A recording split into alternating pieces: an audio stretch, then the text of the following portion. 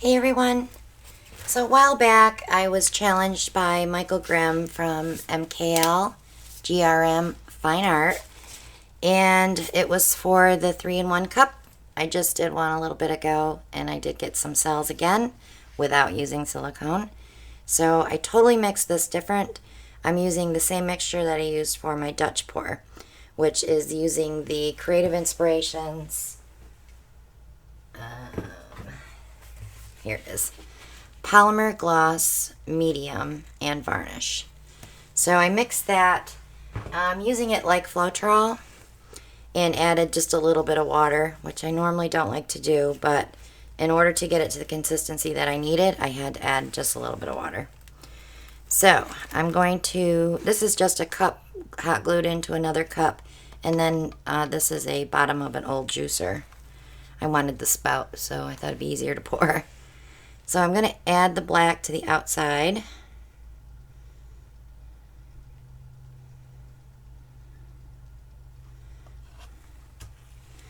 And then the copper in the middle ring, I like to use paper cups because I can pinch them and use them as a pouring spout.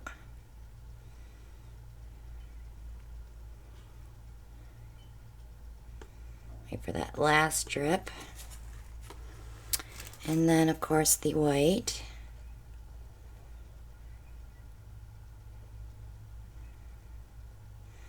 I'm going to add just a little bit more black. Finish it up.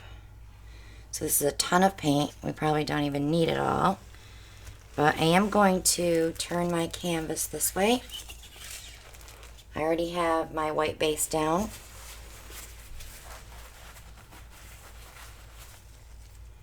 And I'm going to prop it up on a 7-ounce cup just to get it high enough up.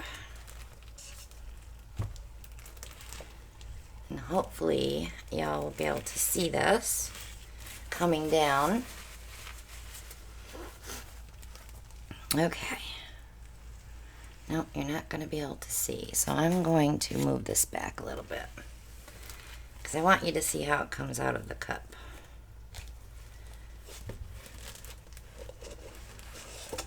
Slippery little suckers. Okay. That should work right there. Sorry guys, I need a bigger filming area.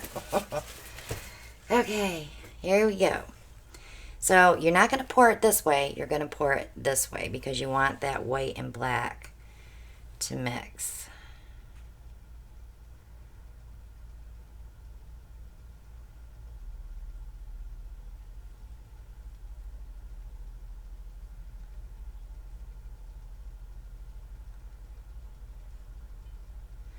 Now that metallic copper is not going to play nice again.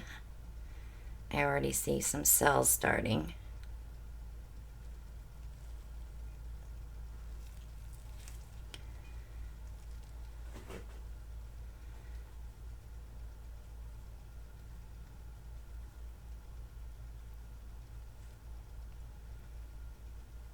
So the last one I completely tilted and left the feathery edges and poured the outsides off, which made a very cool painting.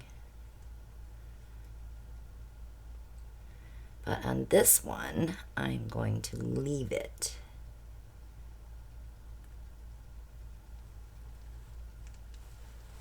Okay. I'm just going to let it continue to do its thing. I'm waiting for that black edge to go off.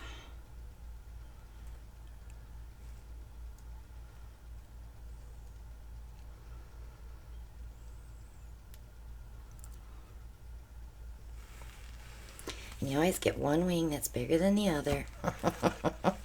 You can't win. Kristen Oladattersteen does it the best. She rocks that wing pour. If you haven't checked out her channel, check hers out too. The link to Michael's channel will be below the video. He is a phenomenal artist.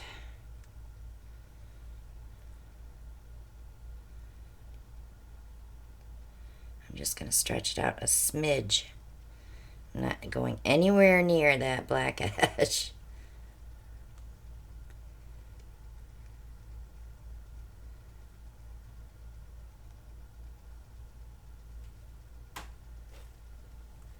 Get it back to my middle and just come down.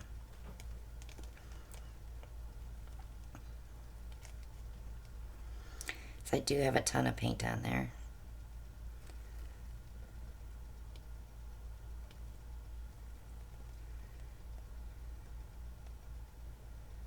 Okay, so now I have all this black up here at the very top.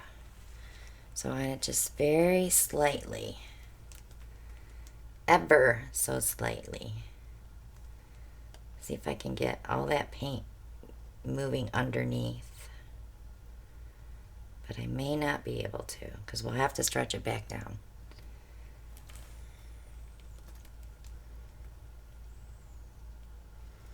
I just want to push that off the edge. That one little white spot. There we go. And we'll bring it back down and stretch out those feathers again.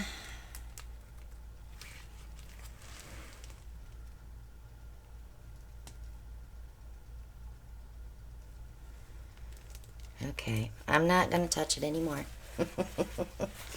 I'm good with that. Let's torch the air bubbles out.